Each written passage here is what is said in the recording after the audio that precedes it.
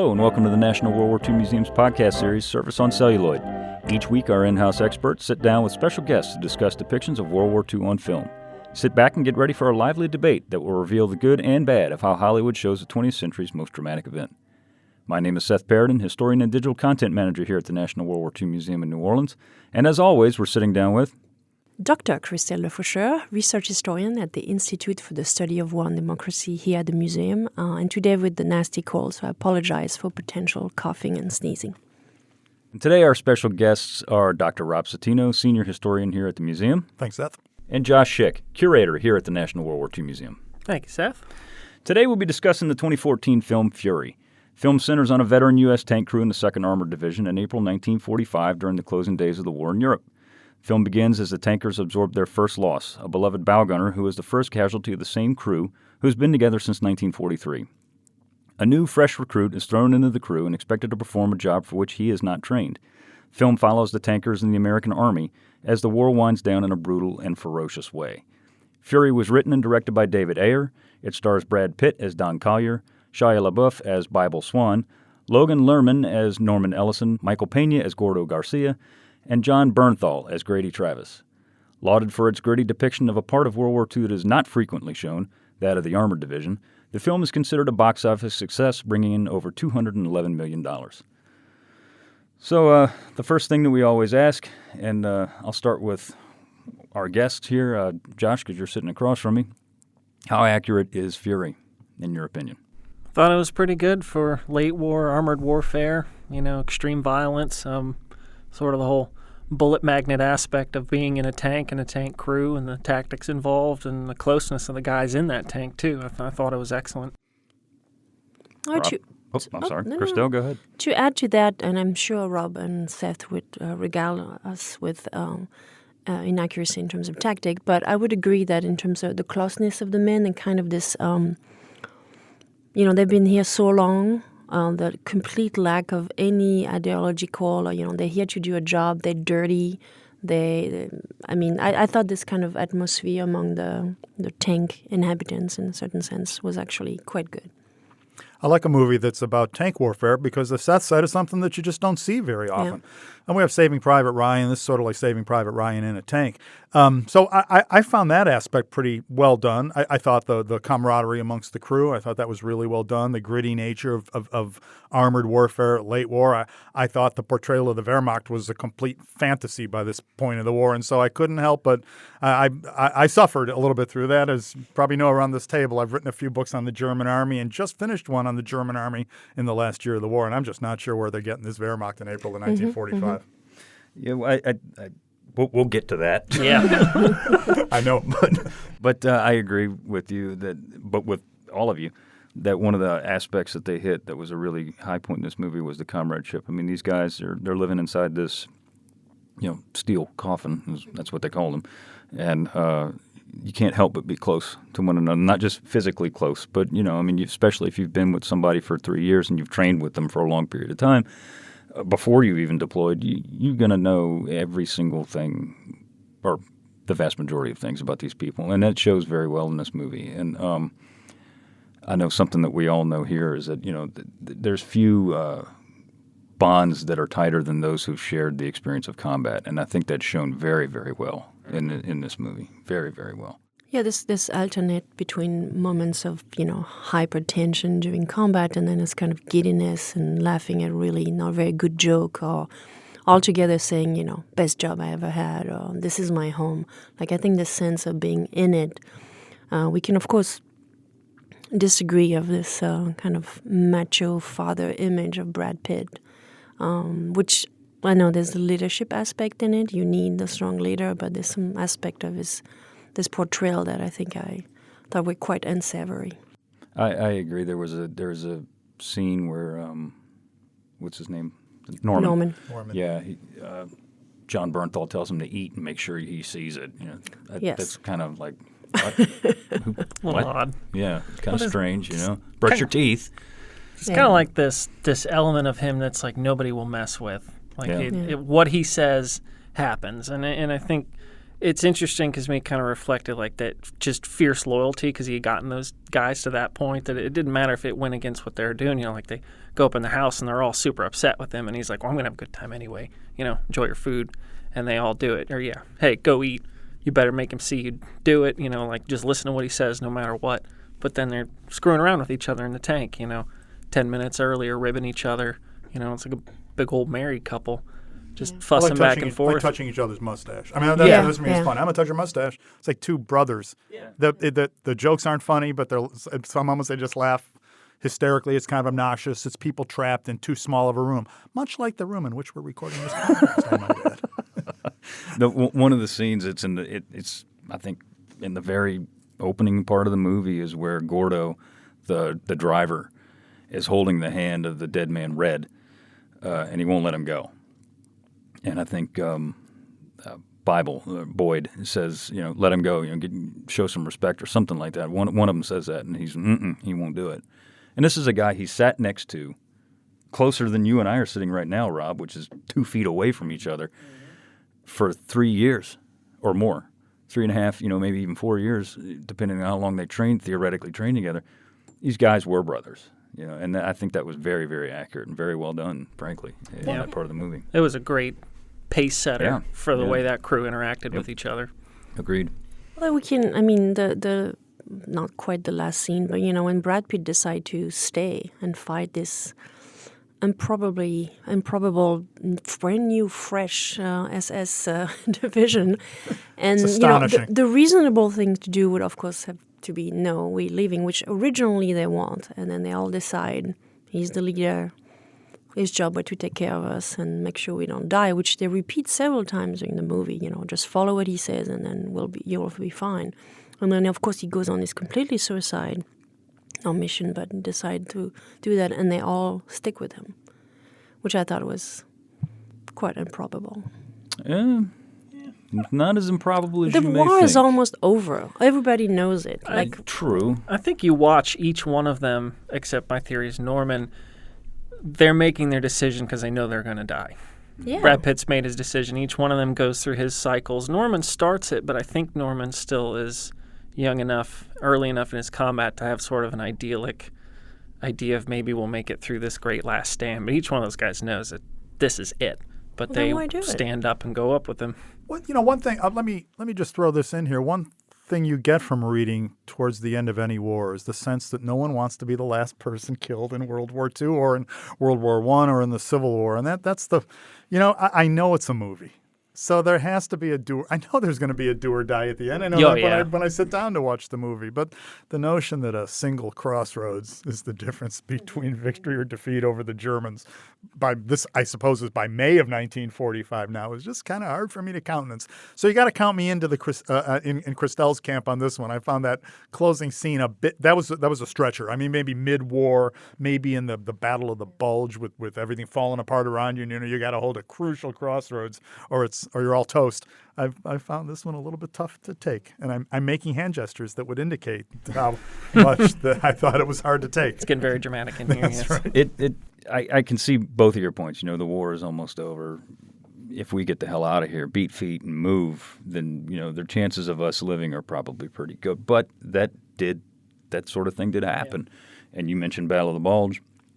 One of the things I was going to bring up for an example was the INR platoon. 394th INR. Lau Bao told his people, said, get the hell out of here. You guys go. 18 guys holding off the spearhead of Camp Group Piper. And he said, you guys go. I've been ordered to stay, but you can go. And they all said, no, we're staying if you're staying. And they did. They stayed. There was more at stake. I mean, in the Bulge. Yeah. But not for those guys. I agree with Seth. It's individual a film plot. preservation. It's a film plot. I mean, this is the climax of the movie, the big battle, so to speak, that we've been waiting for. So they need to justify why they're here. So but that's one of the great complexities of World War II is we're just millions and millions and millions of stories, little stories happening in little isolated events. So it's almost impossible to prove or disprove anything. I've learned over the years of being a professor and teaching courses on World War II, a student says, did X or Y ever happen? And I've learned to say, I don't know, probably. Maybe. I've heard some improbable story of a soldier standing on his head and walking in, and then you say, I don't know, I don't think so, but it's a big war and it involved 50 million people, and who knows at the end of the day exactly what happened and didn't. We're playing with kind of a literary trope here, though. The great commander telling the men they can go home if you. For any reason, I'm not going to look askance. If you need to go home, I've been ordered to stay here, but you can all go. It's it's Leonidas and the 300 and the Spartans facing off against the Persian army at Thermopylae, and it's a lot of other sort of last stand. So I'm with Christelle in that it is an improbable final scene for me, but at the same point, you almost expect to see it in a war film of this epic nature. There's going to be a last stand, and you get your last stand. You get Tom Hanks at the end of Saving Private Ryan. The whole war doesn't depend on him either, but it sure looks like it does in that 5-minute scene. Yeah. Come home with your shield or Or on it. on it. Yeah. That's right. This is there's a lot of, in my opinion, there's a lot of similarities between Fury and Saving Private Ryan. A lot, and it's not just the gore and the violence. It's the way the movie flows. Both of them have a very, very improbable final battle, and Hard-bitten commander, sort of every single type of guy in the squad. Yeah. the melting pot. Yeah. Oh, yeah. Newcomer, Yep, the Yep. newcomer. Yep. rookie. Yep. Who survives? Who survives? Because they all survive because they had to tell the stories. I don't know. Yeah. Speaking of the newcomer, one of the things that we need to talk about is the newcomer is Norman. Norman, yeah, and I think machine, yeah. Machine. I think the film does a good job of showing how, to use a Vietnam phrase, an FNG is inserted into a veteran unit, and how he's received by those guys. In the beginning, they don't want anything to do. They're looting his stuff. They're taking his stuff out of his pack. They want nothing to do with this cat. And then he slowly, is absorbed, if you will, into the nucleus of the crew. I think they did a pretty good job of that, of introducing this guy. What do you think, Rob? You're giving me eyes. I always give you eyes. Yeah, it is well done. And it should be well done because it's been done 1,000 times in previous films and in a million novels and in a million movies and in a million songs. The rookie who comes into that tight-knit group is always going to be a bit of an outsider. A lot of cop shows have the same thing, right? The rookie. Beastie Boys video for Sabotage had a character, the rookie, and it's been just a kind of a trope of Western culture for a long time. So yeah, it is well done. I could almost predict the beats. Now, the story beats. It's not necessarily to say that's a bad thing. There's something about a comfortable, a familiar sort of set of circumstances that does draw you into a movie, and I think good filmmakers take advantage of that. So yeah, I liked this newcomer. I thought it was a lot better done than the newcomer in Saving Private Ryan, from my perspective. Yeah, I agree. Although they share a lot of similar, characteristic.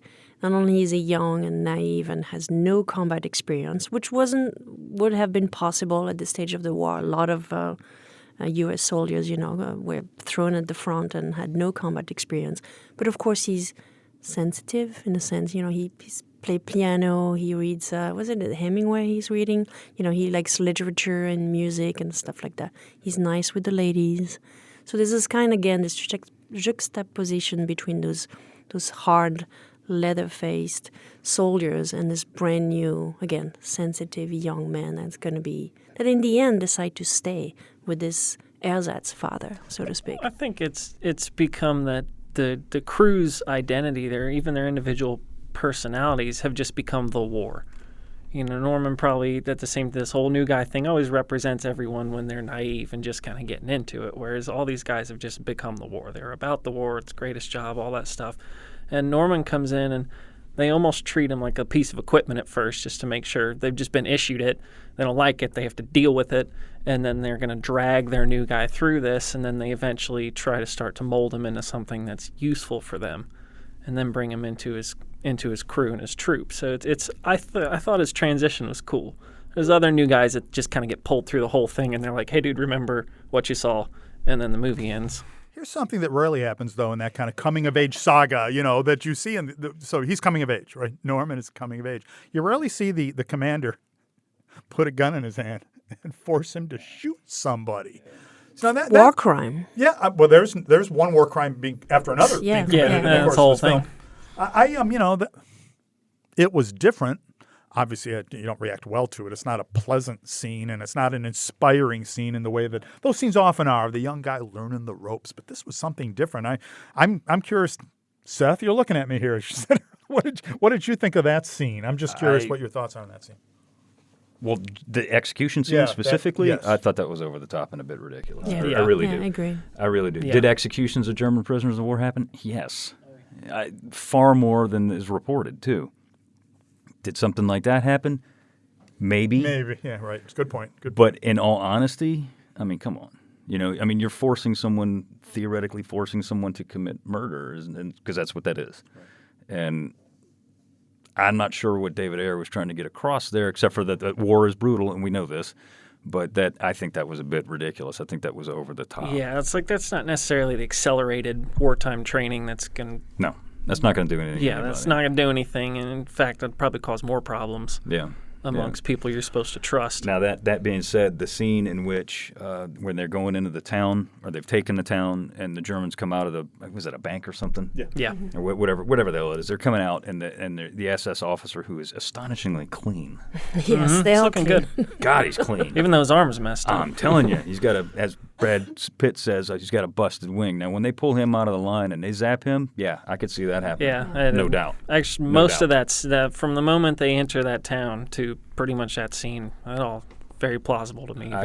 Very normal interaction. I would agree, and that brings us to a topic that we need to talk about, and that is condition and depiction of the United States Army and the German armies at this stage in the war. Rob, I know you're ready to go. Let me do the I'll Specialist. just talk a little bit about the latter for a moment, and we'll kick around the American Army in a moment.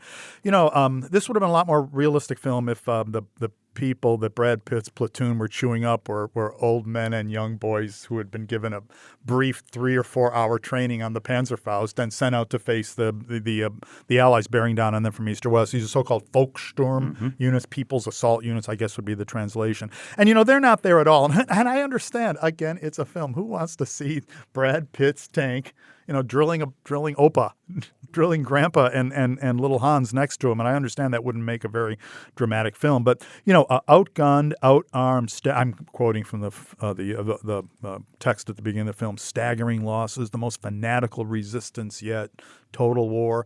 I mean, I think that had all come and gone. And most of it had come and gone on the Eastern Front, as a matter of fact. That's where you might still find some form of fanatical resistance taking place in spring of 1945. But I think much of what the armor divisions, U.S. armor divisions, were doing late in the war was kind of racing forward. I did wait for some kind of moment.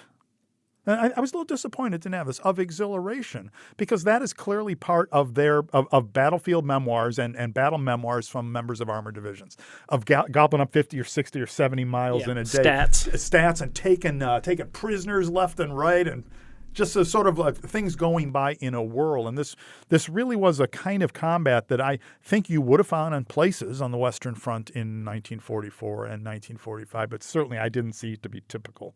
And I'll just say one more thing and turn over the rest of you too. That Waffen-SS battalion, man, those guys are good singers. Those guys are singing and they're in perfect formation and they're marching clean. in road column. And let me say, every now and then, Americans, British units ran into formed German units, even late in the war. But this seemed, once again, to be a rather extreme case. I've heard, for SS guys, their tactics were pretty stupid, and I agree with that in a way, but just because you had an SS uniform on didn't mean you were tactically adept by this point of the war either. So I'm willing to, give some creative license to the director on this. But as a history lesson for where German military strength was in April of 1945, I wouldn't turn to fury.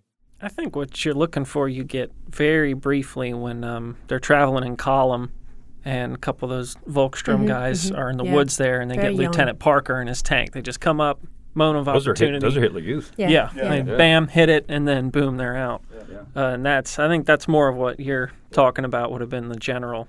I mean, if a real movie would have also had a bunch of foreigners, a bunch of non-Germans fighting in the uniform of the Waffen-SS.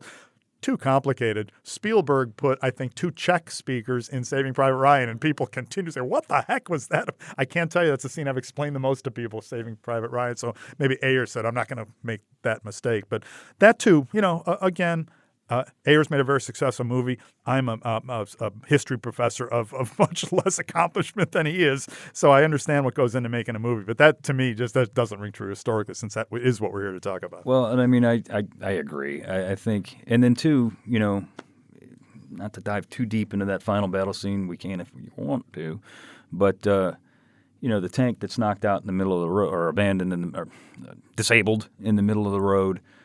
And they wait until they've lost about 300 guys before they deploy the Panzerfaust. Yeah. Come on, brother. I mean, in 1945, every other weapon, be it SS or here, come on, Bruder, or touche, or any German infantry unit, every other weapon was a Panzerfaust. Yeah. That would have been the first thing they would have deployed within seconds of seeing that thing. And that's taking the whole fire thing. from it. I can see the just first seconds where they chuck grenades out the tank, and then maybe the first main round goes off, and I can see, okay, maybe you caught a column and they start booking it, but it's over at that point. Yeah. A disabled they tank. flank it. They put a Panzerfaust or 2 or 3 or 4 in it because they got them, and it's done. Yeah, it's over. A weapon I would point out that takes about 10 minutes to train how to use effectively. That's Right. why That's why they gave them to children. That's why they gave them to young boys, members of the Hitler Youth, and sometimes younger than that. So. Yeah, and it's not velocity reliant at all. It's just all you got to do is get warhead on target, and it's gonna do some damage. Right. The depiction of the American Army, not just their behavior, but their appearance as well. I think, and I'll start on this one. I think that for this particular part of the war, this stage of the war, I think it was very accurate in both respects. They looked like they would have looked in April 9th. Fresh units did not look like that. 2nd Armored Division, they looked like that. We got pictures of them. I mean, these guys look like hell. The guys with the hoods over their coats from the M43 jackets and all this other stuff. Yeah, they look like that. They look like goons. They really did. And the behavior of them, I think to a point it was very accurate. When you mentioned the town, whatever that town is that they take, they may have mentioned the name of it in the movie. I don't recall what it is. But I don't remember. You don't remember. But it doesn't matter. But I think the way that they go into that town, I think that's the finest scene in the whole film. Yeah. The most accurate, I should say. Yeah, I agree. Way infantry spread out, everyone is. And back to gear real quick, they do a great job too, because you've got new guys like Norman and Parker. You've got these clear departures from people that are fresh out there on the front, and then you got these old dogs too. You got all these guys wearing all this mixed bag of equipment that's from their basically called lineage days, when they were training and first getting into combat. And then that scene in town is highlight, I think, of the tank tactics of just how everything was getting fought out there. The kind of desperate resistance by the Germans, they have a few snipers. They already have hanged civilians that do not support the war effort. That also happens. We also have in the town, the mayor. Well, first of all, we have the old man pointing to where the sniper is, and then he's shot, and then the mayor trying to salvage whatever is salvageable and trying to rescue mostly Hitler Youth. I mean, there's literally 8 boys and girls, 8 to 10 years old. Yeah, mixed, both boys and girls, rescue. I thought there is a little bit of a scene of American soldiers, gaining sexual favors from German women and I thought that was very mildly put. I think the Americans might have been a little bit more forceful on some occasion. I agree. Yep. And I think totally. the scene in the living room or whatever you want to call it, I think is so charged with sexual tension. I personally was expected at any time we'll had some more, more aggressive behavior. And I think the filmmaker was just playing with that, and I thought that was very manipulative and quite disgusting, actually. Those women are completely helpless. I have, probably have not eaten well in a couple of weeks, if not a month. And I don't know. I really did not like the way it was played out. Yes, I think the portrayal is it's some kind of transaction. Chocolate bar, some gum. So it's just a transaction. Just But of course, even the way Norman is shown, he's gentle, right? He doesn't beat anybody up, doesn't hit anybody over the head with a gun butt. But he does carry his gun into the bedroom, as far as I recall. Yeah, he does. And we're hearing the Me Too moment, and this movie does definitely need some gender analysis. I've talked to men about it, and I've talked to women about it, and you definitely hear two different views. And especially men talk about the tanks, by the way, and women by and large talk about this pseudo-domestic scene in which Brad Pitt kind of acts as a pater familias. It's a recreation of a kind of sitting there nuclear reading the family. paper, waiting on mom to cook dinner. Mom and dad are there, and now he's urging the son and the daughter to go do whatever they want. And but again, guns are an ever-present part of that scene. But he's offering the woman. It's not like she has any choice to Norman. He said, "Take her. I'm going to take her." So it's totally, again, it's transactional, but it's the women have no choice. Yeah, it's some sort of strange and fantasy again, he's living. And things were not going as smoothly, both in France and in Germany. Mm-hmm. And I was going to say, to that end, I think it's very accurate. That scene in particular, and that what you're trying to say is, I agree with you. I think that there was more of that than has actually been reported. Yeah, and more brutal. Oh yeah. But you said we're playing. You didn't like the scene. You said we're being played with, and I agree. I mean, Norman essentially takes part in a kind of in a rape. You could argue about exactly what degree of rape this would be, but he's nice. Plays the piano, sensitive guy. He's not the troglodyte brutes that the other members of the. The other guys come in, one's in a top hat. They're just acting disgusting. You expect them to relieve themselves in the living room, something that often happened when American soldiers broke into German homes. But again, you're supposed to like the guy. But I found that scene I felt I was being manipulated to like Norman. And I don't really like Norman, at least not in that scene. As if the German woman was suddenly going to, I don't know, not fall in love or be attracted to him just because he was nice. That's also completely unbelievable. Hey, you've destroyed my village, but you play the piano. Yeah, of course. Let me give you a cup of tea. Don't speak the language, but we have something in common. That's right. And of course, then it's convenient that she's a prop. Yeah. As a character, yes. She's a prop. Mm-hmm. And she disappears, exits stage left in the very next scene when there's a bomb lands on her home. Yeah. Well, let's talk about a subject that we briefly touched on here just a second ago, and that is, I have down here boy soldiers, but we can talk about the old men as well, and the Volkssturm and the HJ, the Hitlerjugend, or the werewolves even, who were doing some pretty nasty fighting in 1945. I talked to a lot of guys that were in armored units and infantry units as well, obviously, and they all said that a lot of times late war, the most fanatical fighters were the kids. They were the Hitler Youth because they'd been indoctrinated with this crap since they were children. Yeah, absolutely. And they were the true believers.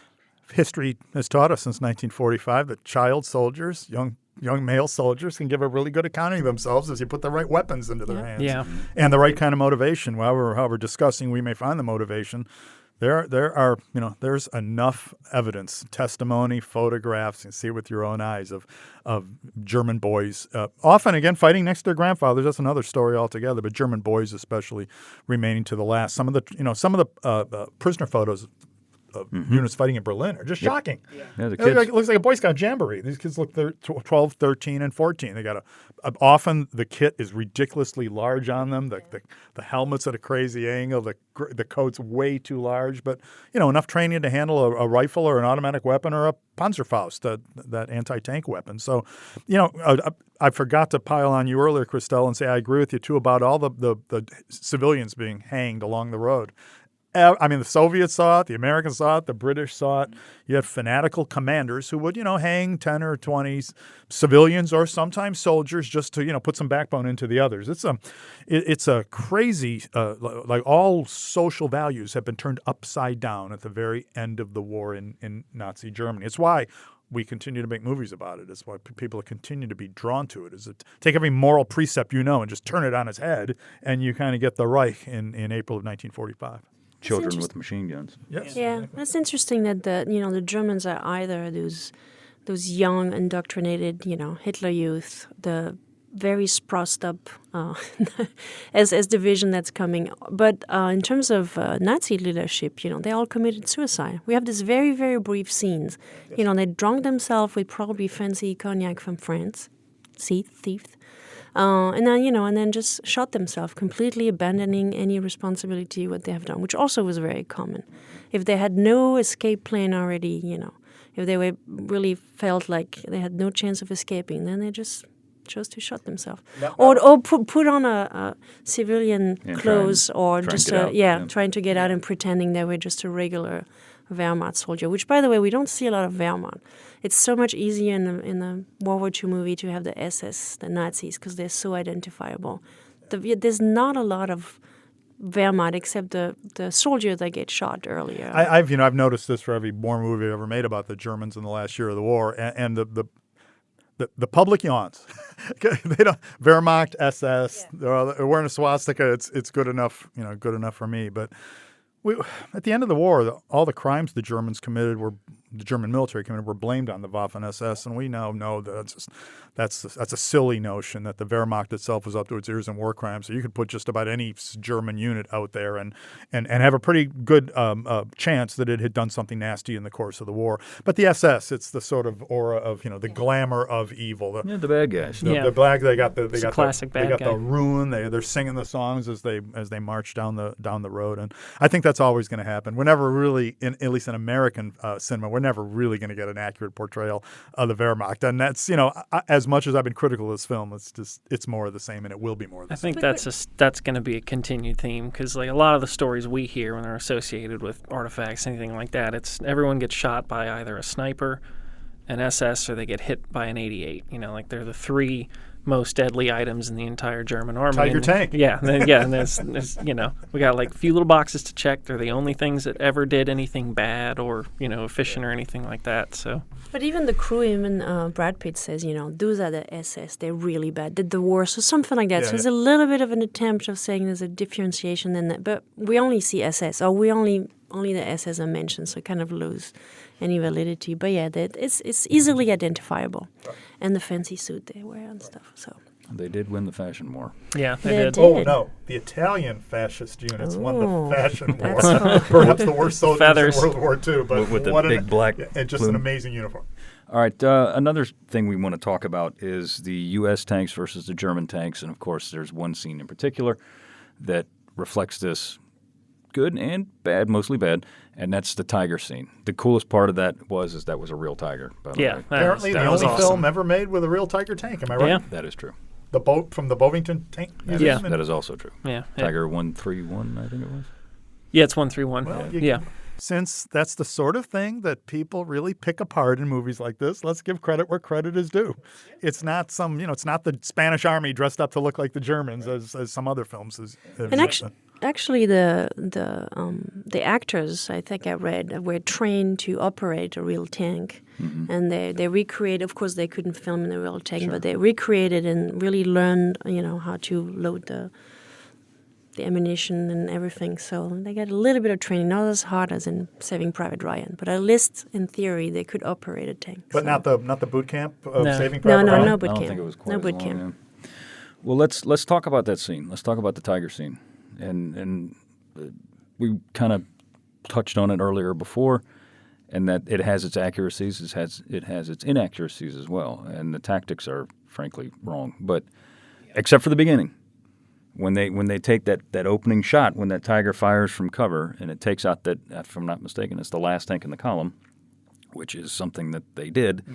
The round. They hear the zip of the round, and then the explosion, and then they hear the report of the weapon, which is accurate for an 88 millimeter. Which they did wonderfully in this movie. Yeah, the sounds were awesome. The sounds, I think what someone called lasers at one point, I thought that they did a wonderful job with the AT stuff. Yeah. That opening part of the Tiger Field scene. Oh, yeah. It's dead on. On. They stop. The American tanks reverse course. They break contact. They're trying to get the hell out of there, which is all according to doctrine.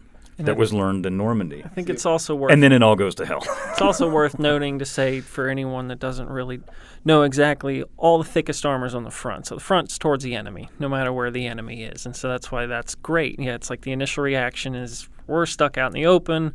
This is the only thing we can do to kind of work on ourselves. Back up, blind Why don't we just fire at the tiger, Josh, and kill it? Why are American soldiers backing up from a confrontation with the Germans?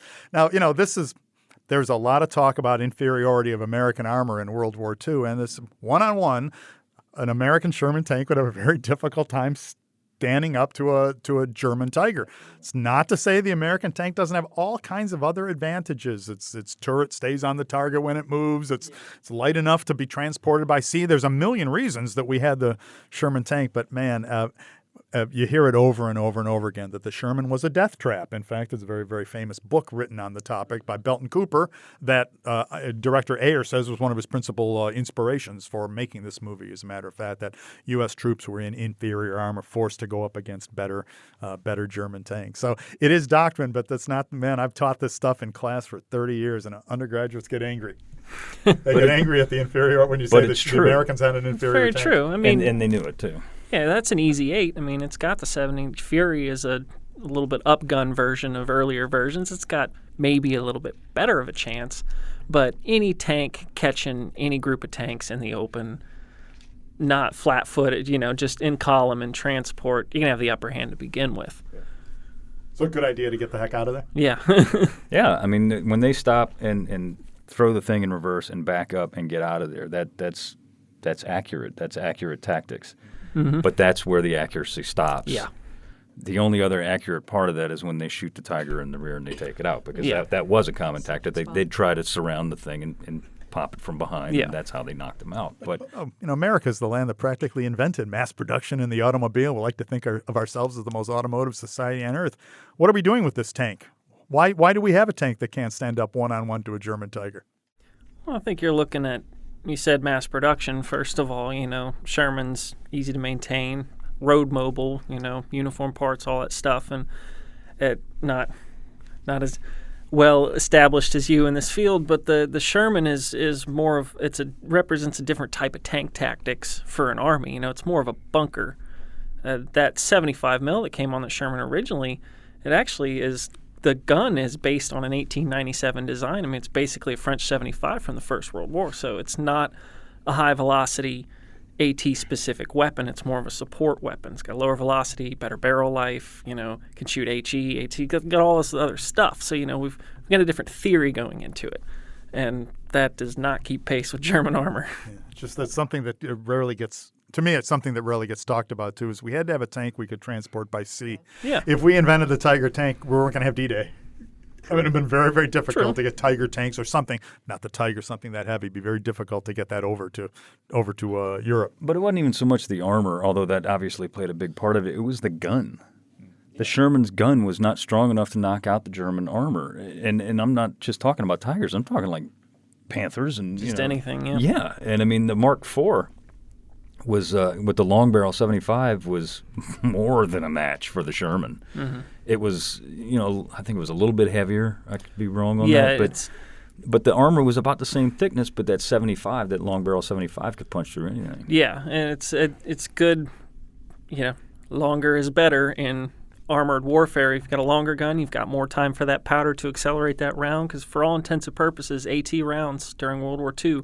Solid piece of metal you're trying to make go as fast as humanly possible, and that's where that Sherman's disadvantage. Even when they start lengthening the barrel and get that 76 on there, they just don't have the penetrative power, and it's no tank can have enough armor to just be completely worry-free of every weapon that could ever be developed or anything like that. Really interesting to me that the big scene in Saving Private Ryan, big scene in this film as well, involve a Tiger tank. Something the Germans had relatively few of at the front. It's a monster to make. It's a monster to maintain. Transmission goes out after 5 hours on the road. But we love Tigers. I guess Tigers and Waffen-SS soldiers the form fuel the system majority all over the place. Yeah. of German military strength late in the war. And again, we're going to continue to see them. That's my whatever movie is made about late war German military, we're going to be seeing Tiger tanks. I think this scene would have been more accurate had it been a Mark IV that they were shooting. Definitely. That they were fighting with, or even a Panther. Just an older, previous model. Yeah, just not a Tiger. I mean, the Tiger, it's because it's cool. Yeah, it's a beast. And then there's some things that are hard to film, and it's like sort of the immensity of engagements. So you have to shrink them down, because this whole like cavalry charge, 3 tanks abreast, just side by side. He won't get all of us. Josh. That's a good point. You can walk here in in New Orleans, you walk the Chalmette battlefield where the Battle of New Orleans was fought, and you get a really good idea of how that battle was fought. You can see both lines. You can stand between both lines and see both lines. But you go to Kursk or somewhere in the Soviet Union, I guess Kursk might be Ukraine today, and try to look at the Battle of Kursk. You're standing in the middle of an open field, and it's hard to visualize anything. So something else movie makers probably always going to wind up doing, tank on tank. Yeah, that's when I see these mano shows. a mano. When I see all this, it's always like things are shrunk down out of necessity. You know, like that assault across the field. You know, if you look, there's a lot of green space around those 3 tanks as those guys are stacked up behind it and everything, because they can't show the immensity and complexity of an engagement and using all the terrain features and fields and everything like this. And so that's where all movies will continue to suffer for the rest of time until we figure out how to make screens really big. Briefly, before we move on, the scene where they attack the German PaK-75s, the 2 of them, I think, are in that wood line.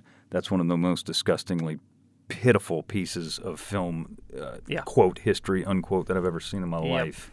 Tell us how you really feel, Seth. It was horrible. That's why I didn't bring it up earlier. No infantryman walks across a field shooting from a hip like John Wayne. Where's the Duke in the scene? Because that's the only thing you're lacking. You know, it was horrible. All you got was Eastwood's son. Yeah, that's true.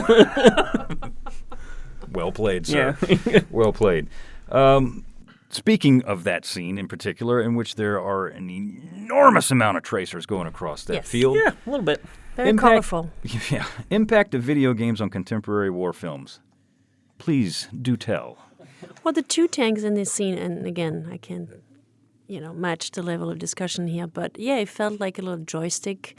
I mean, they got so close to each other.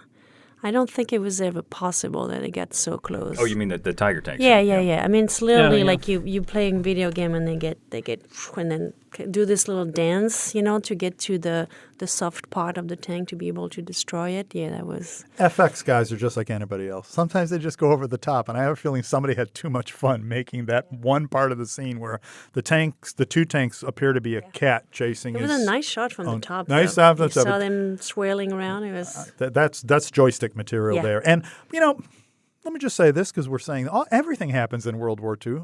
There are moments of World War II where tanks rammed one another. Yeah. I mentioned the Battle of Kursk earlier, and there's other places too. Coming up out of clearly they're not designed for that, but coming up out of a fog, 2 tanks coming around a corner. Yeah.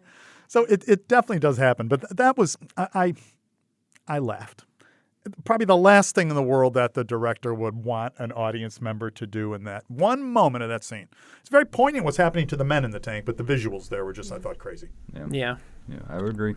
But yeah, that field assault on those PaK guns, I think there's like 2.5 seconds of redeeming on there is just when that round pings off the tank and just ricochet. And it's like, wow, that was okay. It's the first time I've seen that in a movie where people can actually understand what that's like.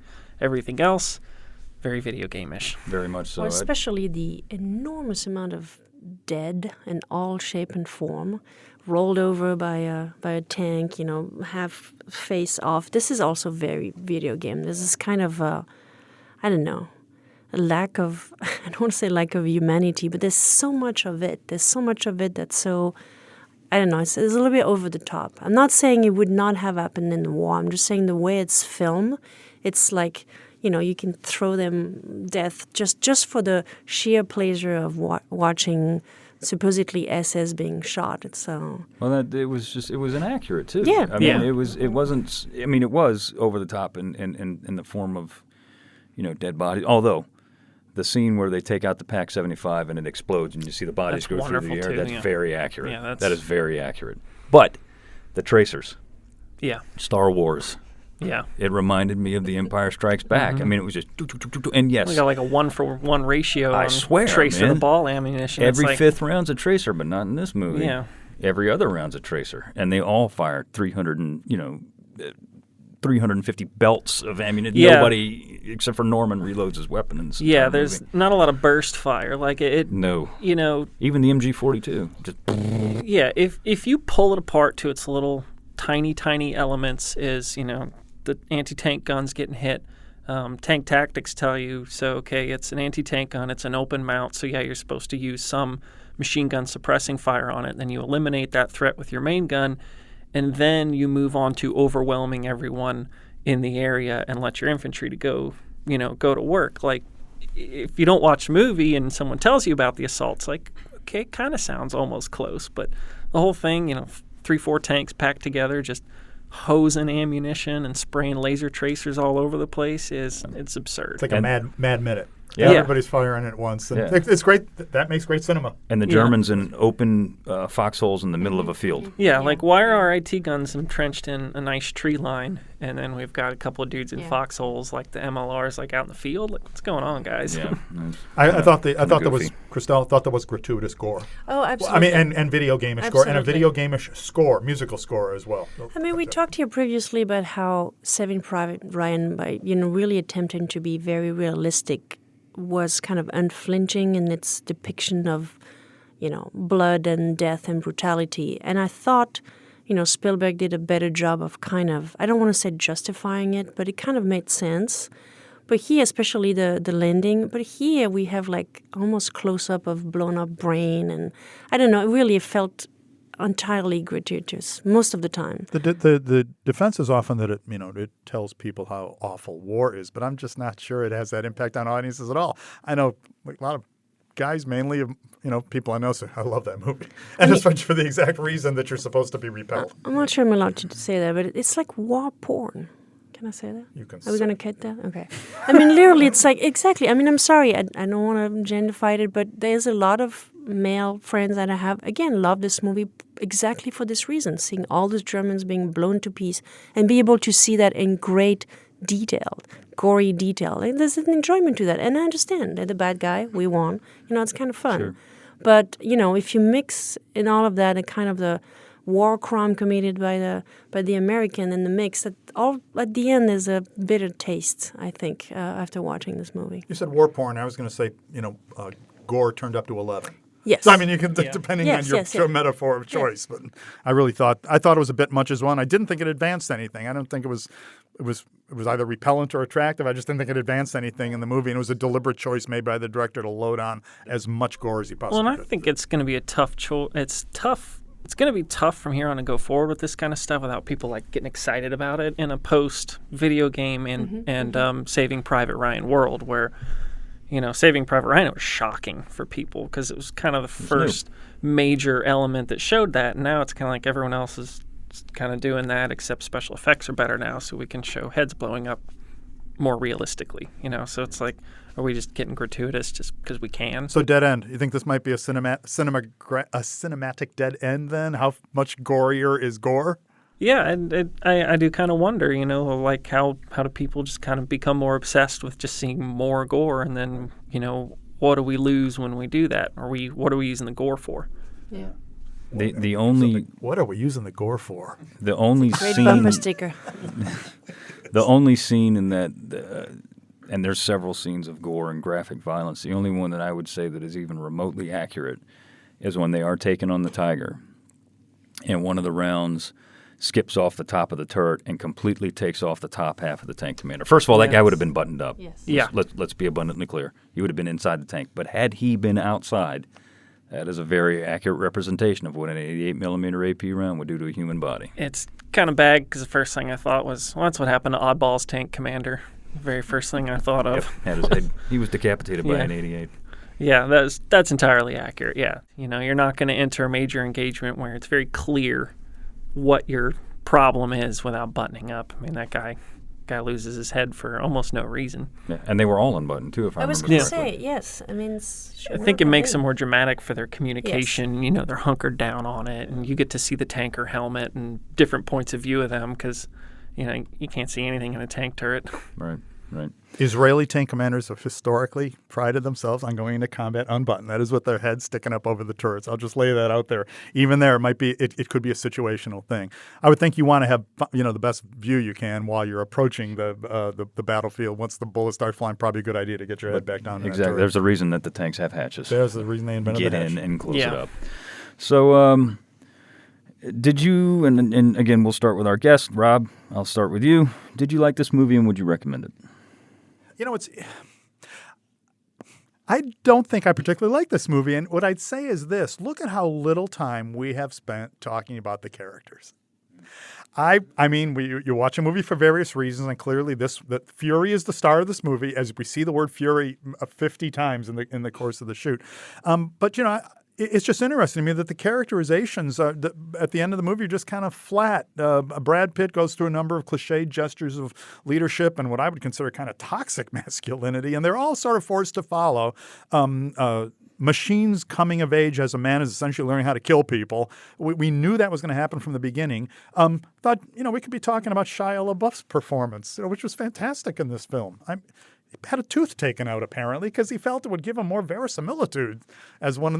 That's method acting right there. I'm not a big fan, but I thought he was really fantastic in this film. So I know a long way of saying I like my movies. I don't mind a few tanks, but I like it leavened with a dash of personality. Josh, what about you? Yeah, I would suggest it for just about everyone. It's got good elements, things that show you parts of the war that very few people see and understand or could even mentally grasp. I totally agree about the Bible character too. Not necessarily a fan of the actor, but I think that his role is phenomenal. I think he does a great job in it. But, I also don't know any of these guys personally, so. And I do approach it as a war movie, so character development, especially at this level, it's like, unfortunately, it's just like, I don't expect a whole ton of it. So there's a special category for war movie and cinematic hell or heaven. The war movie, no character development, it doesn't matter. Yeah, that's not necessarily true. There are some that do, but. There definitely are some, but it's kind of like that Saving Private Ryan thing. Like, you do start watching it and you're like, okay, we're blowing up a lot of stuff in this movie. But I would suggest it to a lot of people, actually. Christelle? I think I'm with Rob on that. I did not particularly like the movie, except, on a Saturday evening popcorn, mindless watching while I'm doing other things. No character development. The dialogue is so trite. Okay, I'm giving you an example. Brad Pitt, ideals are peaceful. History is violent. I will. I remember my mother saying that to me. Yes. So for me, if you make a film, I think you need to have a little bit of character development, a little bit of attention paid to, dialogue that are not so trite, and that completely failed. So despite the nice and fancy special effect or non-special effect, the cool tank and some insight, what I really liked was the fact that indeed it's very rare to have a war movie that takes place or involved tanks. So that was interesting. But otherwise, I thought it was not very well made and over the top with the gore. I'm going to split the room. I'm going to be 50-50. I'm siding with Josh. I liked it. Would I recommend this movie to historians? No. Would I recommend it to people who want to get a rough idea of what armored combat, or rather, let me rephrase it, what life for an armored unit would be? Mm-hmm. Yes. Would I recommend it to somebody to see what the American Army was like in Germany in 1945? Yeah, I would. The scene in the village and the town, I think, as I said, is very, very accurate. It has its high, like all war movies, it has its high points, it has its low points, it has its gross inaccuracies, it has its accuracies. But to that end, yeah, I liked it. I've seen it several times. It's not my favorite movie, but I like it. And I'd recommend that you check it out if you wanted to. As you said, you wanted to see an exciting movie, because it is that. I didn't say exciting.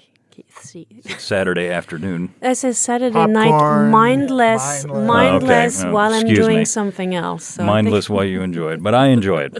I enjoy the movie. I thought it was a pretty good flick, and I would recommend it to people who wanted to see it. Now, that being said, final thoughts. Can you sum it up in a sentence or two, Josh? Yeah, I think it shows the war the way people don't want to remember it. I think, that kind of embodies Seth and I's opinion on the movie, is it really does show the war at that tail end the way you don't want to really remember it, especially from the American perspective. It's got all the standard stuff from the chaos and the downfall of Germany and all those curiosities that we can't stop talking about, the SS and the Tigers, but I do think it shows elements of it that are just a little rougher than people want to actually acknowledge. I agree. Christelle? Oh, gosh. I'll say, while I appreciate the fact that it takes place in the tank and gives some insight about that, I think and it has some good acting.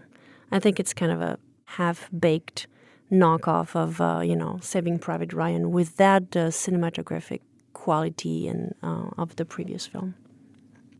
Rob?